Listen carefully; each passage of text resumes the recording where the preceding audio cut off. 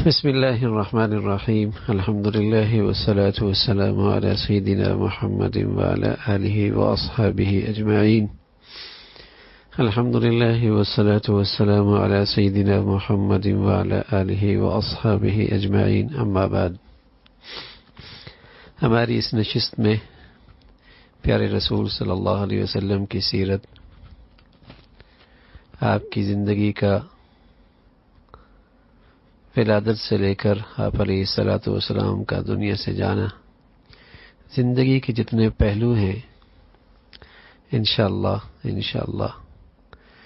اس کا تذکرہ آپ حضرات کے سامنے آئے گا۔ ایک بات تمہیدی طور پہ عرض کرنی ہے کہ سیرت نبوی کے جو تذکرہ ہے، اتنا تذکرہ محض واقعات سے آگاہی یا آپ کے زمانے میں جو حوادثات پیش آئے اس کا علم حاصل کرنا، یا ایک تاریخی طور پہ اس کی معلومات کا مل جانا اور اس سے واقفیت حاصل کرنا، اس انداز سے سیرت کا تذکرہ بالکل مناسب نہیں ہے۔ سیرت کا تذکرہ، سیرت کا مطالعہ، سیرت کا سننا، اس کا اصل مقصد یہ ہے کہ مسلمان اسلامی زندگی کو، اسلامی حقائق کو، اسلامی احکام کو پیارے رسول صلی اللہ علیہ وسلم کی زندگی میں عملی طور پہ، عملی شکل میں دیکھ سکے۔ سیرت کا تذکرہ ہو، سیرت کا مطالعہ ہو، سیرت کا سننا ہو، یہ اس لحاظ سے نہ سنا جائے کہ یہ کچھ واقعات سے آگاہی ہو جائے گی، تاریخی طور پہ کچھ احوال میرے سامنے آ جائیں گے، جیسے کسی شخصیت کے تذکرہ، کسی خلیفہ کا تذکرہ، کسی تاریخ ساز افراد کی زندگی کا تذکرہ، تو رسول اللہ صلی اللہ علیہ وسلم کی زندگی کا تذکرہ اس انداز سے مناسب نہیں ہے، بلکہ آپ علیہ الصلاۃ والسلام کی جو سیرت سنی جائے، اس کا جو تذکرہ کیا جائے، اس کا اصل مقصد یہ ہے کہ مسلمان آپ کی عملی زندگی میں اسلام کی تصویر دیکھ سکے، آپ کی عملی زندگی کی شکل میں اسلام کے احکامات کو سمجھ سکے کہ سیرت النبوی کے اندر یہ احکامات کس انداز سے عملی طور پہ ان کی شکل تھی۔ اس لیے کہ پیارے رسول صلی اللہ علیہ وسلم کی زندگی اور آپ کی شخصیت یہ اسلامی احکام کا سب سے اعلیٰ نمونہ ہے۔ تو اس مقصد کے تحت سیرت کا تذکرہ ہونا چاہیے، سیرت کا سننا چاہیے، تاکہ پیارے رسول صلی اللہ علیہ وسلم کی زندگی سے اور آپ کے احوال کے تذکرے سے آپ علیہ الصلاۃ والسلام کی جو شان نبوت ہے،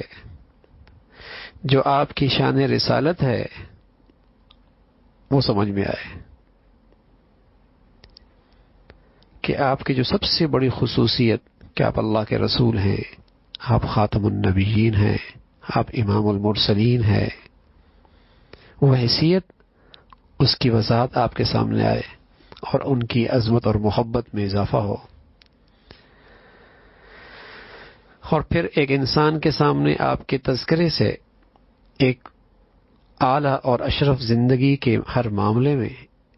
زندگی کے ہر شعبے میں ایک عظیم نمونہ ہمیشہ آنکھوں کے سامنے رہے، اس لحاظ سے سیرت کا تذکرہ ہو۔ اس لیے کہ رسول اللہ صلی اللہ علیہ وسلم کے بارے میں بتایا گیا، لَقَدْ كَانَ لَكُمْ فِي رَسُولِ اللَّهِ أُسْوَةٌ حَسَنَةٌ، اور پھر آپ ہی کی سیرت ہے کہ قرآن کا سمجھنا، کتاب الہی کا سمجھنے میں سب سے زیادہ جو مددگار چیز ہے وہ آپ کی مبارک سیرت ہے، آپ کی مبارک زندگی ہے۔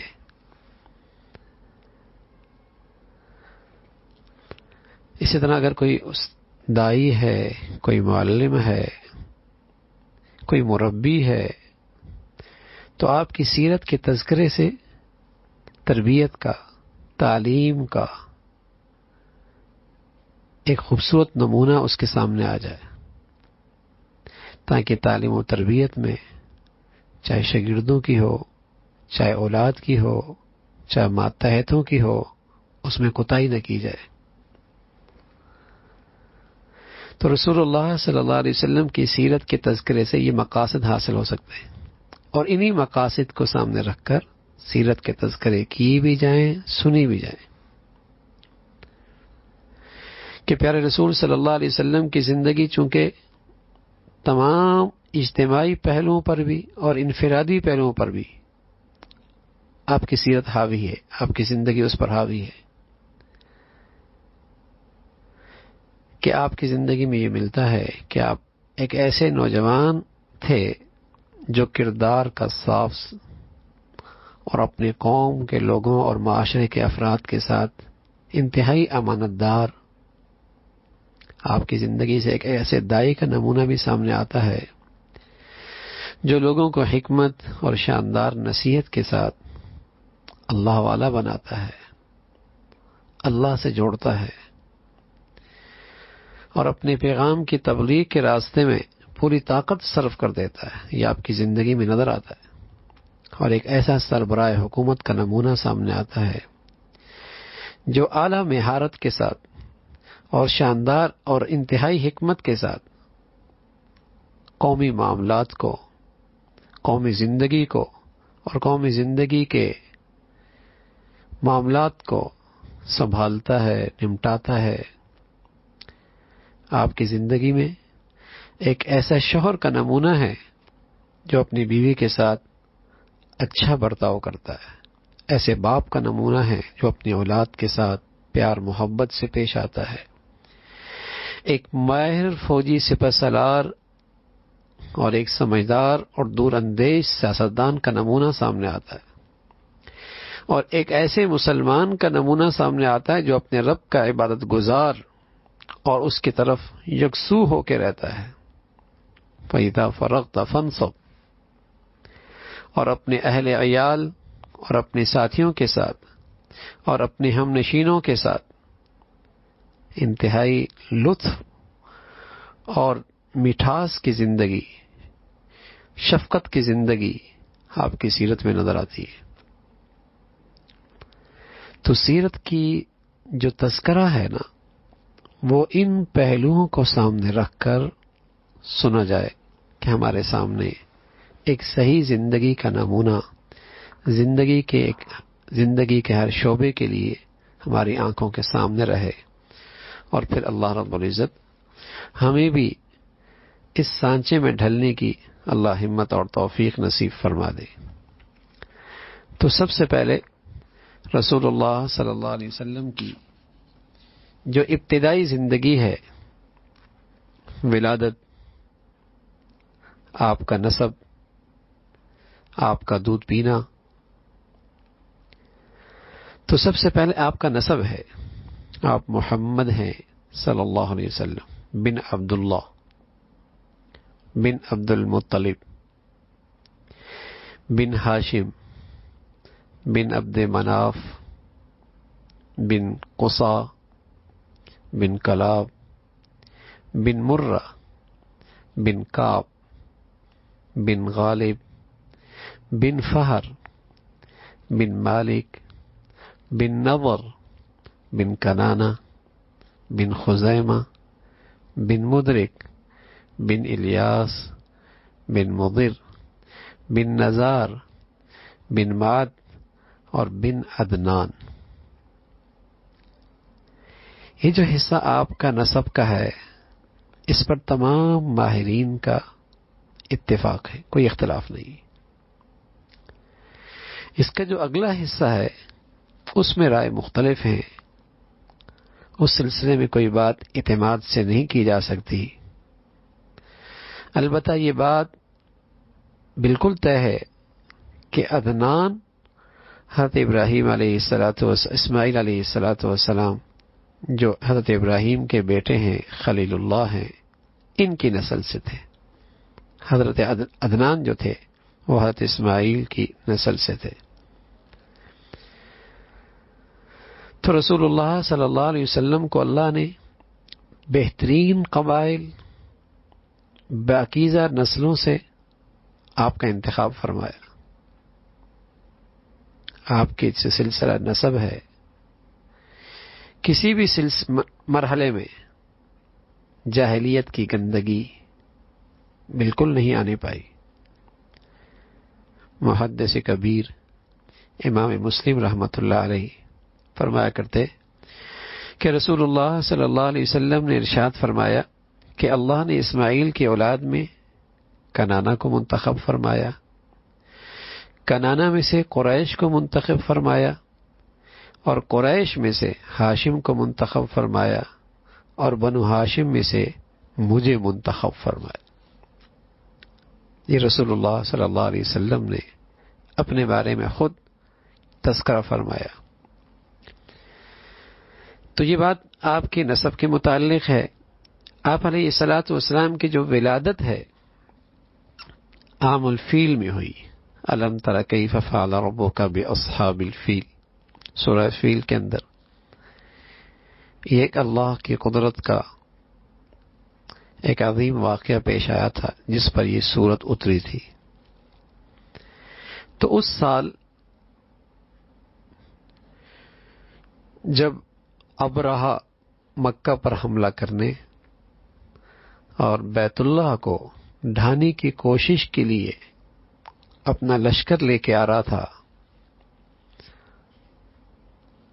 تو اس سال یہ آپ علیہ الصلوۃ والسلام کی ولادت ہوئی، اور اللہ تعالی نے اپنی روشنی، اپنی واضح نشانی کے ذریعے جس کا تذکرہ قرآن میں آیا اس کا منہ پھیر دیا۔ صحیح بات یہ ہے کہ وہ پیر کا دن تھا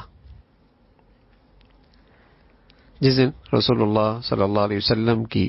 پیدائش ہوئی، اور ربیع الاول کا مہینہ تھا، اور 9 تاریخ بھی آتی ہے اور 12 تاریخ بھی آتی ہے، اور آپ کی ولادت ہوئی، اور اللہ کی شان آپ یتیم پیدا ہوئے۔ آپ کے والد عبداللہ کا جب انتقال ہوا تو ابھی آپ اپنی والدہ کے پیٹ ہی میں تھے،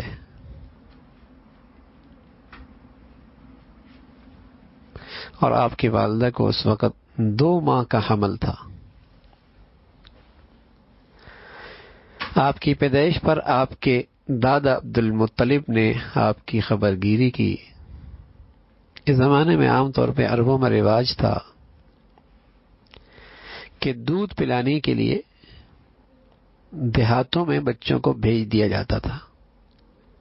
تو یہ انتظام آپ کے لیے بھی ہوا۔ اس کے لیے بنو سعد کا قبیلہ اور وہاں کی ایک خاتون حلیمہ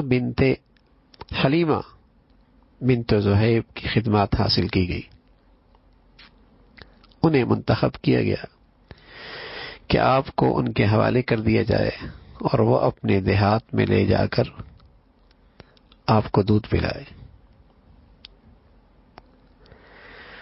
اور اس بات پر سب کا اتفاق ہے کہ بنو سعد کے علاقے میں اس سال بڑی خشک سالی تھی، کھیتیاں سوکھی ہوئی تھیں، چارہ بالکل نہیں تھا، جانوروں کے تھنوں میں دودھ نہ تھا۔ پیارے رسول صلی اللہ علیہ وسلم جو ہی حلیمہ کے گھر پہنچے اور ان کی گود میں سکون پایا تو ان کے گھر کے ارد گرد سبزی سرسبز اور ہریالی آ گئی۔ سبحان اللہ۔ چنانچہ ان کی بکریاں روزانہ شام کو جب گھر آتی تو خوب سیر ہو کے آتی، اور ان کی چھاتیاں دودھ سے بھری ہوتی تھی۔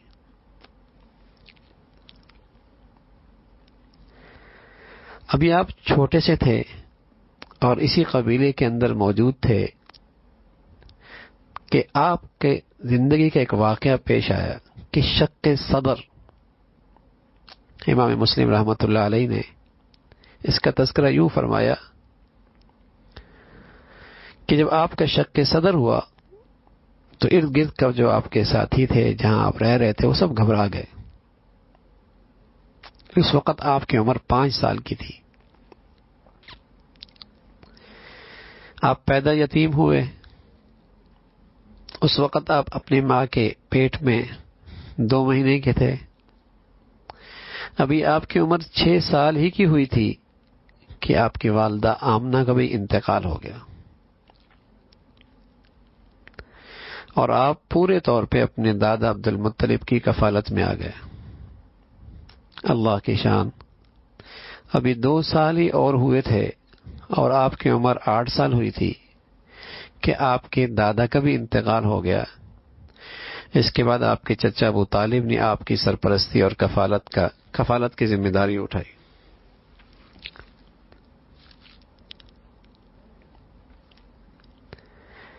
اب یہ ایک سیرت کا، آپ کی زندگی کا ایک پہلو ہے۔ تو اس سے ہمیں بہت ساری چیزیں، نتائج سامنے آتے ہیں۔ پہلی بات تو یہ ہمیں معلوم ہوتی ہے کہ رسول اللہ صلی اللہ علیہ وسلم کا جو نسب مبارک ہے وہ سب سے زیادہ فضیلت والا ہے۔ اہل عرب اور پھر قریش کی فضیلت، اللہ تبارک و تعالی نے عربوں کو تمام انسانوں سے ممتاز بنایا تھا، عربوں میں قریش کو دیگر تمام قبائل پر فضیلت بخشی تھی۔ رسول اللہ صلی اللہ علیہ وسلم کی ایک حدیث اس موضوع کی پہلے میں نے عرض کی ہے، اور ایک روایت ہے کہ ایک دن رسول اللہ صلی اللہ علیہ وسلم ممبر پر کھڑے ہوئی اور فرمایا، میں کون ہوں؟ صحابہ رضوان اللہ علیہم اجمعین نے عرض کیا، آپ اللہ کے رسول ہیں۔ تو پیارے رسول صلی اللہ علیہ وسلم نے فرمایا، میں محمد ابن عبداللہ بن عبد المطلب ہوں۔ اللہ نے مخلوق کو پیدا کیا، پھر انہیں 2 گروہوں میں تقسیم کیا اور مجھے ان میں سے بہتر گروہوں میں رکھا، پھر اس بہتر گروہ کو مختلف قبائل میں تقسیم کیا اور مجھے ان میں سے بہتر قبیلے میں رکھا، پھر اس قبیلے کو خاندانوں میں تقسیم کیا اور مجھے ان میں سے بہتر خاندان میں رکھا۔ اس خاندان میں بھی سے میں سب سے افضل ہوں، اس خاندان میں بھی میں سب سے افضل ہوں۔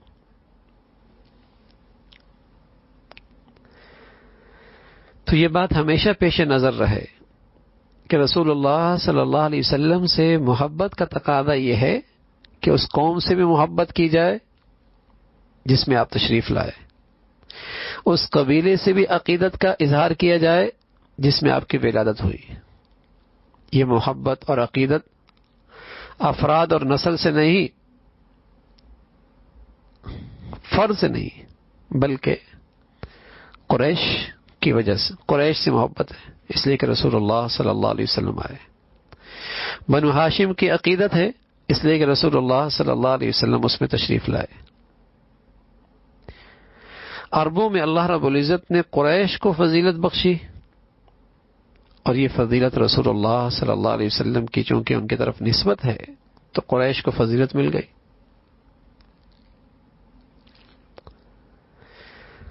اور دوسری اس میں، اس سیرت کے اس پہلو کے اندر دوسرا نتیجہ یہ نکلتا ہے کہ رسول اللہ صلی اللہ علیہ وسلم یتیم پیدا ہوئے، اور یہ کوئی اتفاقی بات نہیں کہ آپ یتیم پیدا ہو گئے،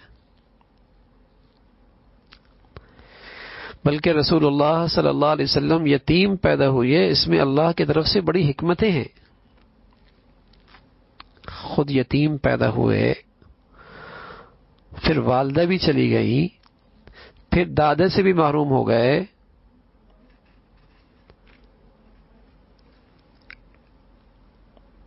تو ایسے حالات میں اللہ رب العزت نے بڑی حکمتیں رکھی تھی۔ اس میں سب سے بڑی حکمت یہ تھی کہ لوگوں کو یہ پتہ چل جائے اور ان کو یہ خیال ہی نہ آئے، یہ شبہ ان کے اندر نہ پیدا ہو کہ رسول اللہ صلی اللہ علیہ وسلم کو ان کے والد نے سکھایا ہوگا یا دادا کا بڑا نام تھا تو ساری یہ چیزیں دادا کی وراثت میں ملی ہوں گی.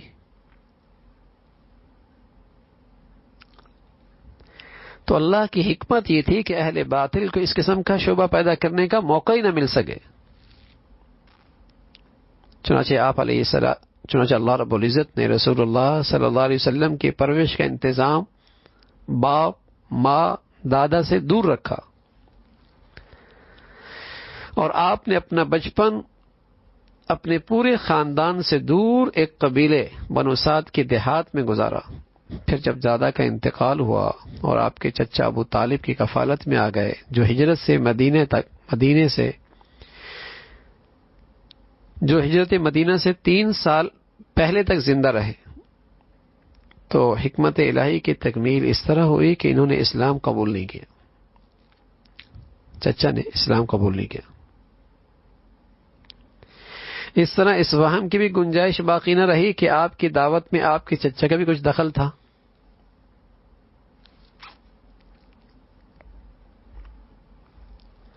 تو یہ ساری حکمتیں ہیں اس میں جو اللہ نے اس نظام میں رکھی کہ آپ بغیر والد کے دنیا میں تشریف لائے. کچھ عرصے کے بعد والدہ بھی چلی گئی، دادا بھی چلے گئے، یتیمی میں آپ کی پرورش ہوئی. اسی طرح ہمیں تیسری چیز یہ معلوم ہوئی کہ جب آپ علیہ الصلوۃ والسلام حلیمہ کے گھر پہنچے تو اس کے اطراف کے علاقے میں خوب ہریالی ہو گئی.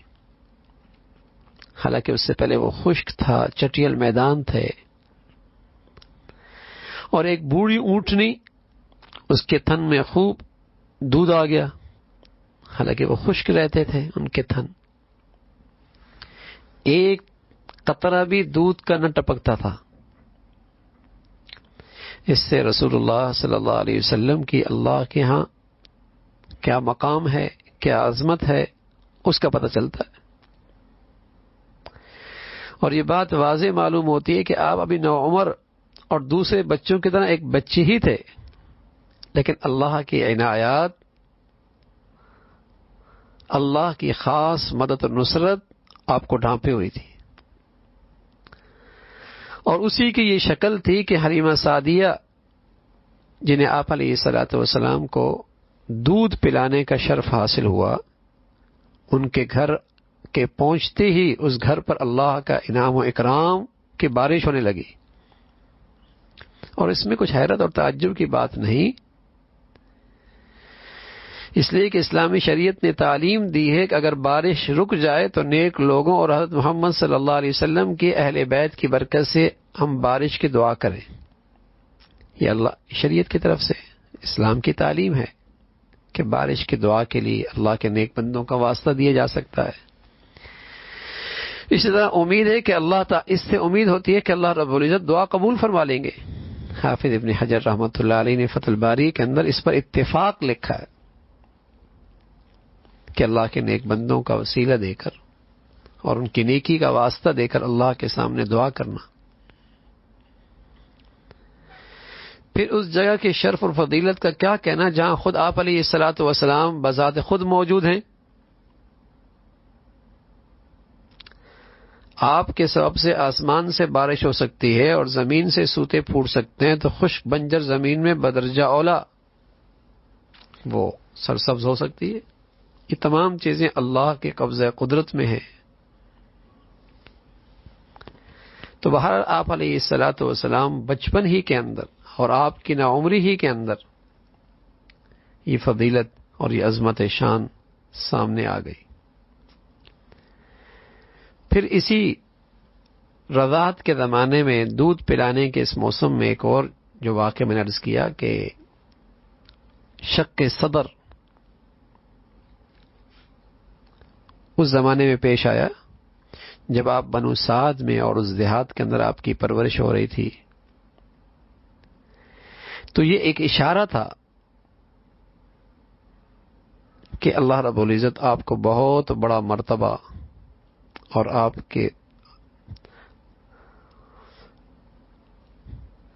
کے سینے کو انوار و برکات سے اس عمر کے اندر ہی ایسا مبارک بنا دیا۔ حضرت انس بن مالک فرماتے ہیں کہ جبرائیل امین رسول اللہ صلی اللہ علیہ وسلم کے پاس آئے اور آپ علیہ الصلوۃ والسلام اس وقت بچوں کے ساتھ کھیل رہے تھے۔ انہوں نے آپ کو لے کر زمین پر لٹایا، سینہ مبارک شق کیا، اس میں سے دل نکالا، پھر اس میں سے لوتھڑے کی مانند ایک چیز نکالی اور کہا یہ شیطان کا حصہ ہے۔ پھر دل کو ایک سنہری تشت میں رکھ کر آب زمزم سے دھویا اور اچھی طرح صاف کر کے اس کو اپنی جگہ واپس رکھ دیا۔ بچے اپنی ماں حلیمہ کے پاس بھاگتے ہوئے آئے اور خبر دی کہ محمد صلی اللہ علیہ وسلم کا قتل ہو گیا ہے۔ لوگ بھاگتے ہوئے وہاں پہنچے تو آپ اس حال میں پایا کہ آپ کا چہرہ فق تھا۔ اب اس میں کیا حکمت تھی؟ تو رسول اللہ صلی اللہ علیہ وسلم کے جسم مبارک میں کوئی چیز ایسی تھی جسے نکال کر پھینک دیا گیا؟ نہیں، ایسا نہیں، ورنہ تو یہ کوئی بھی عمل جراحی سے کوئی ایسی چیز، شر کی چیز نکال کے پھینک کے پاک صاف ہو سکتا ہے، ایسا نہیں ہے۔ بلکہ اس کی حکمت یہ تھی کہ رسول اللہ صلی اللہ علیہ وسلم کا معاملہ شہرت پائے اور لوگوں کو معلوم ہو جائے کہ آپ کو بچپن ہی سے مختلف مادی وسائل کے ذریعے وحی کے لیے تیار کیا جا رہا، آپ کے اندر وہ استعداد پیدا ہو جائے کہ جو آپ پر انوار و برکات کی بارش ہونے والی ہے، وحی کے ذریعے